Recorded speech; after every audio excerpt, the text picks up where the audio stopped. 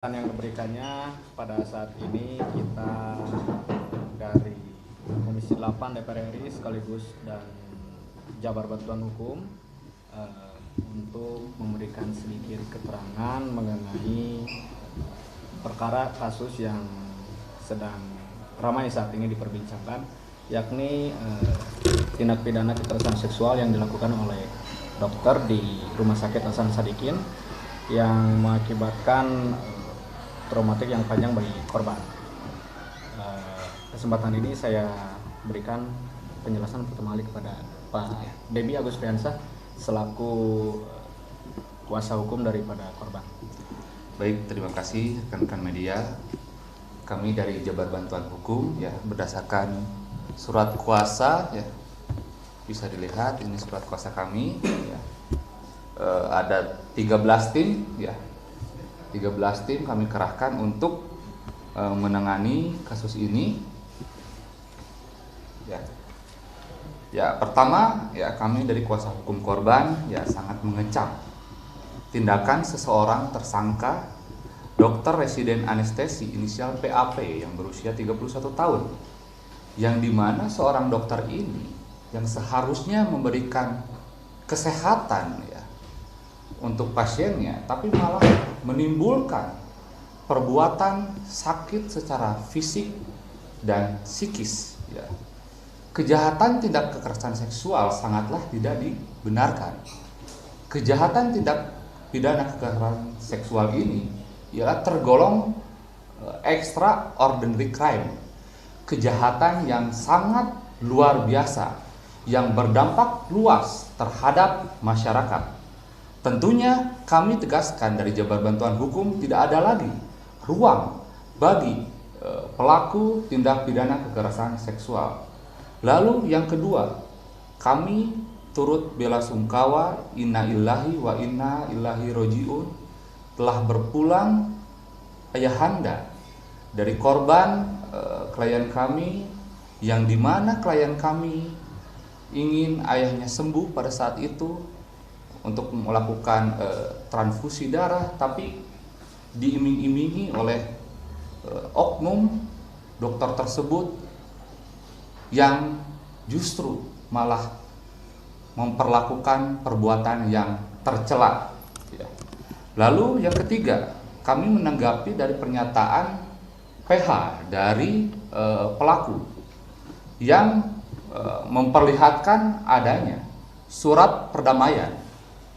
Surat perdamaian itu dilihatkan ke depan media, akan tetapi tidak di-blur, sehingga identitas dari klien kami itu malah tersebar luas, sehingga banyak sekali klien kami justru tekanan lebih berat. Nah, lalu yang kedua, kami menanggapi pernyataan dari kuasa hukum pelaku yang mengatakan bahwa adanya perdamaian, surat perdamaian.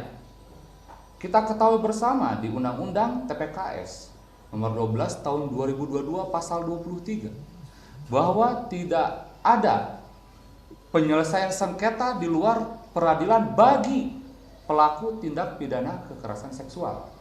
Dalam artian alat bukti yang dikerahkan oleh kuasa hukum pelaku itu sangat lemah dan tidak ada kekuatan hukum. Lalu kita ketahui bersama bahwa alat surat perdamaian itu tidak akan menjadikan alasan pembenar maupun pemaaf dalam tindak pidana kekerasan seksual. Itu sangat jelas karena masuk ke extraordinary crime.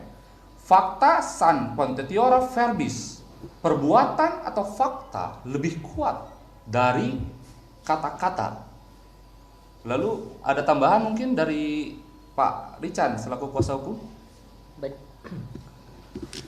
Dari kami Jabar Bantuan Hukum, saya selaku sekjen sendiri ya mempertegas sekali lagi bahwasanya tidak ada ruang bagi pelaku tindak pidana kekerasan seksual ini. Dan kami juga sangat mengapresiasi sekali lagi untuk kinerja Polda Jawa Barat dan pihak-pihak terkait lainnya seperti Rumah Sakit Hasan Sadikin Unpad, dan terima kasih juga kepada Ibu Cinta dari Komisi 8 DPR RI yang memang memberikan perhatian sangat penuh, dan saya juga mengajak untuk seluruh stakeholder yang ada untuk memperhatikan permasalahan yang memang khusus dan besar ini, sehingga besar harapan kami tidak ada lagi terjadi hal-hal tindak pidana kekerasan seksual seperti ini, yang memang seharusnya di tempat-tempat aman itu masyarakat merasa aman, dan terlebih lagi di Rumah Sakit Hasan Sadikin yang dimana untuk melakukan perawatan kesehatan tujuannya untuk menyembuhkan dari segala sakit yang diderita, namun ini malah menjadi tempat tindak pidana kekerasan seksual yang dilakukan oleh tenaga medis begitu. Jadi memang kami sekali lagi menegaskan untuk tidak ada lagi ruang bagi pelaku tindak pidana kekerasan seksual. Mungkin segitu saja dari saya, Pak Devi. Jadi. Baik, menambahkan ya. Baik, terima kasih banyak teman-teman. Saya dari Komisi 8 hari ini juga turut serta mengecam ya terkait dengan tindakan yang dilakukan. Ini kita melihat ini adalah relasi kuasa. Ini kasus-kasus seperti ini nampaknya sekarang sangat marak terjadi dan muncul ke permukaan. Kita tahu bahwa ini fenomena gunung es, yang muncul adalah mereka-mereka yang berani speak up begitu. Data dari Komnas Perempuan itu di tahun 2022 bahwa ternyata sekitar 60% korban kasus tindakan kekerasan seperti ini itu mereka tidak berani untuk melapor. Nah, ini menjadi harus satu hal yang kita garis bawahi. Kasus-kasus belakangan ini begitu bermunculan ya, dari mulai ini tercatat kasus guru besar UGM ya, ini diberhentikan karena terbukti melecehkan banyak mahasiswinya. Kemudian kasus pesantren Jombang, jadi ini antara relasi kuasa antara kiai dengan santrinya. Kemudian Kapolres Ngada begitu, ini seseorang yang dianggap atau institusi yang dianggap mampu untuk melindungi warga masyarakat justru menjadi predator bagi anak-anak kecil gitu ya. Termasuk yang terakhir ini adalah yang muncul ke permukaan, yaitu dokter residen Unpad spesialis ya, PAP yang kita sebut seperti itu. Nah, jadi memang kasus-kasus seperti ini muncul, ada banyak hal tentu saja. Apakah ini dari sistemnya begitu yang perlu diperbaiki, ataukah hal lainnya? Nah, tentu saya bersyukur ketika kasus ini mencuat, memberikan perhatian penuh terkait dengan perlindungan khususnya perempuan dan anak menjadi lebih signifikan begitu ya. Saya bersyukur juga, berterima kasih kepada semua pihak yang bekerja keras sehingga membuat proses dari mulai terjadinya kasus ini sampai dengan hari ini terlihat lancar begitu ya. Karena kita tahu banyak kasus-kasus yang dipendam sampai bertahun-tahun ya. Nah, ini saya kira dengan dukungan semua pihak begitu ya, saya juga terima kasih banyak kepada RSHS begitu sebagai lembaga atau institusi yang pada saat itu menaungi pelayanan kesehatan dan nampaknya sangat responsif begitu ya. Jadi melakukan pendampingan pelaporan korban, bahkan pada waktu itu agak susah masuk ke Polres begitu, mereka bantu sampai ke Polda. Langsung pada hari itu pun prosesnya menjadi berjalan dengan sangat cepat, sehingga dalam waktu beberapa hari saja sudah ditangkap pelakunya begitu. Nah, kemudian juga mereka berkomitmen menjaga kerahasiaan. Saya kira ini penting sekali. Sampai hari ini kita bisa menjaga korban sehingga tidak terganggu secara psikisnya begitu ya. Karena untuk menyelesaikan traumanya saja yang bersangkutan masih butuh waktu. Nah, kemudian Kemenkes juga sangat responsif, langsung membukukan program pendidikan spesialis untuk melakukan evaluasi dulu begitu ya, termasuk mencabut izin praktek dokter yang bersangkutan begitu. Kemudian Unpad pun sama, saya sudah langsung mengkonfirmasi ini ya, yaitu memberikan sanksi tegas dengan memecat dan mengeluarkan korban dari Universitas Pajajaran. Kemudian kita juga mendapatkan bantuan dukungan Kemen PPA melalui UPTD PPA Kota Bandung dan juga Jawa Barat ya. Jadi mereka memberikan bantuan konseling dan juga psikologi forensik begitu. Nah, kami juga bersyukur karena ternyata Jabar Bantuan Hukum juga mendapat kepercayaan dari keluarga korban untuk mendampingi kasus hukum ini begitu ya. Jadi yang dilakukan oleh kami adalah melakukan koordinasi dengan pihak rumah sakit, juga kemudian melakukan support monitoring, mendatangi keluarga korban begitu, termasuk melakukan pendampingan hukum. Dan yang paling penting adalah yang harus khususnya kami lakukan, karena saya adalah di Komisi 8, mendorong agar supaya adanya perbaikan sistem, baik di rumah sakit, perguruan tinggi, ataupun lembaga-lembaga terkait begitu ya, khususnya terkait dengan pelaksanaan Undang-Undang TPKS yang saat ini sedang kita kuatkan. Jadi Undang-Undang TPKS ini ternyata belum dipahami oleh banyak masyarakat begitu ya, khususnya juga institusi. Nah, jadi kita berharap bahwa semua pihak bekerja sama agar supaya ke depannya tentu hal ini tidak terjadi lagi. Ada hal yang sangat menjadi krusial adalah kekhawatiran terkait dengan menurunnya kepercayaan masyarakat terkait dengan institusi-institusi tersebut. Apakah institusi kesehatan, apakah pendidikan, ataukah keamanan dan lain-lain. Jadi kita akan fokus di sana supaya betul-betul masyarakat merasa aman, merasa nyaman di ruang-ruang publik, apalagi ruang-ruang yang berkaitan dengan tempat-tempat yang mereka merasa bahwa tempat itu harusnya menjadi tempat yang aman dan nyaman buat mereka, seperti itu. Silakan, ya. Mungkin ada tambahan lagi? Paling tambahannya yaitu terkait pasal ya, penerapan pasal ya. Penerapan pasal yang digunakan oleh pihak kepolisian yaitu pasal 6 huruf C Undang-Undang TPKS dengan ancaman penjara paling lama 12 tahun. Nah, kami berharap adanya penambahan masa hukuman untuk pelaku ya. Sebagaimana pasal 15 huruf B Undang-Undang TPKS, bahwa pidana di mana dimaksud ya bisa ditambah 1/3 dilakukan oleh tenaga kesehatan. Jadi kalau 12 tahun ditambah 1/3 itu bisa jadi 16 tahun, jadi lebih berat. Jadi mohon kiranya nanti pasal 15 huruf B UU TPKS itu dapat diterapkan juga nanti ketika penuntutan di pengadilan. Mungkin demikian. Ya. Cukup ya. Cukup, Akang ada mungkin tambahan atau ada pertanyaan mungkin? Ya. Kalau gini mungkin istrinya Pak, kemarin kan pada saat kita preskon sama kuasa hukum dari korban gitu, sama keluarga korban juga sudah menstatementkan bahwa katanya udah perdamaian lalu juga sempat mencabut laporan. Nah, kemudian disebutkan juga bahwa hingga saat ini belum ada etikat baik dari pihak rumah sakit. Sudah berkoordinasi mungkin dari Komisi 8 dengan Rumah Sakit Hasan Sadikin sendiri, pertanggungjawaban apa terhadap korban hingga saat ini dan seperti apa kemudian?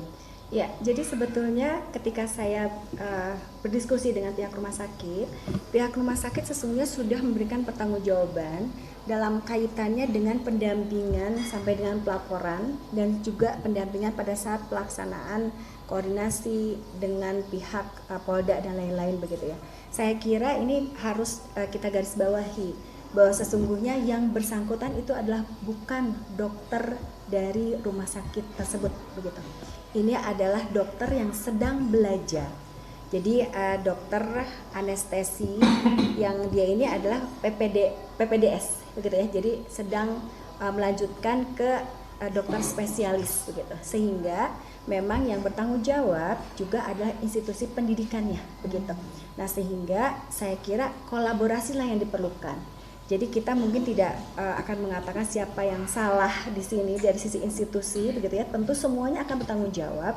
Nah, oleh karenanya saya kira kenapa kemudian prosesnya begitu cepat ya, tidak terlalu terekspos ke media di awal-awal itu karena semuanya berjalan sesuai dengan yang seharusnya. Jadi saya kira itu perlu kita apresiasi begitu. Izin menambahkan terkait dengan upaya perdamaian tadi itu, jadi tindak pidana kekerasan seksual itu secara tegas tidak bisa diselesaikan dengan pidana administratif. Makanya kenapa TPKS ini dikategorikan sebagai kejahatan sangat serius, jadi butuh penanganan khusus. Nah, mengapa lebih dari 90% korban itu adalah perempuan dan anak. Kemudian perempuan dan anak ini adalah termasuk kelompok rentan. Nah, kelompok rentan ini yang seharusnya dilindungi oleh negara ini malah dijadikan objek kejahatan.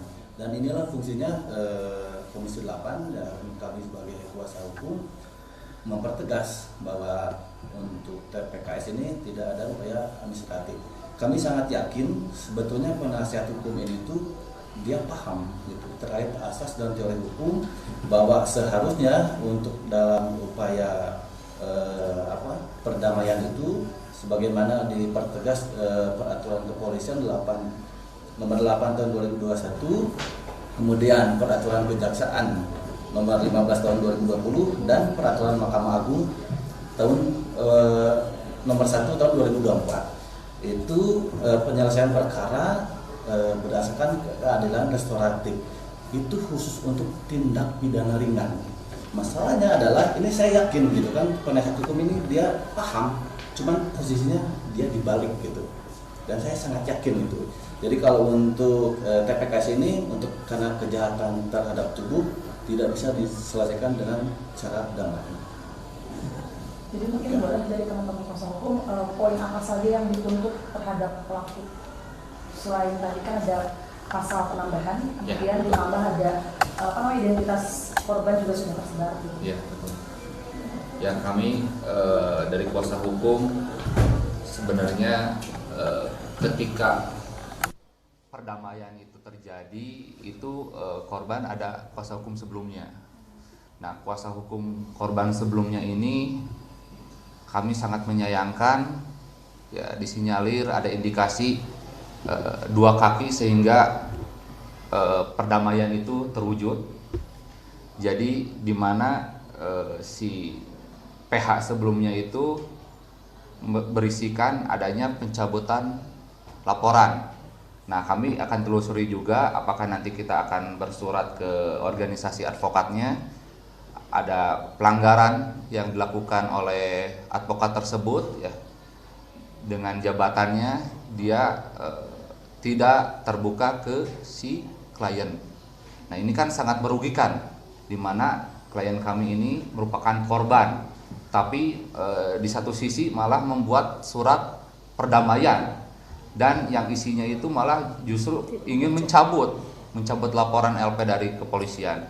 Nah, ini kan ada apa gitu, pertanyaannya ada apa ini di balik semua ini. Nah, ini kami akan mencoba juga menyelidiki ya ke organisasi mana dia bernaung sehingga itikat baik dari kami ke keluarga korban yaitu akan melakukan perubahan untuk kepada si kuasa hukum yang lama. Nah, kuasa hukum yang lama ini kan dia itu menandatangani kuasa 2 hari yang lalu sudah dicabut dan dialihkan ke kita. Ibu Cinta mungkin ini kan ada 2 korban lainnya perempuan. Iya, betul. Udah dan sampai sekarang katanya belum melapor nih ke polisi. Ya. Kalau udah itu udah koordinasi belum? Nah, jadi sebetulnya begini, yang namanya keadilan itu berlaku bagi semua, begitu. Tapi tentu harus ada itikat dari yang bersangkutan untuk melaporkan. Nah, saya sendiri tentu akan melakukan pendekatan sehingga kita bisa mungkin dari hati ke hati, ya, dari seorang ibu kepada anaknya, mungkin mereka bisa juga memberikan laporan terkait dengan kasus ini. Tapi saya kira ini memang harus ada itikat dari yang bersangkutan, begitu. Jadi disarankan untuk melapor, Ibu. Betul. Cukup ya? Cukup. Terima kasih akang-akang semuanya. Terima kasih ya sehat-sehat rekan-rekan media semua. semuanya ya.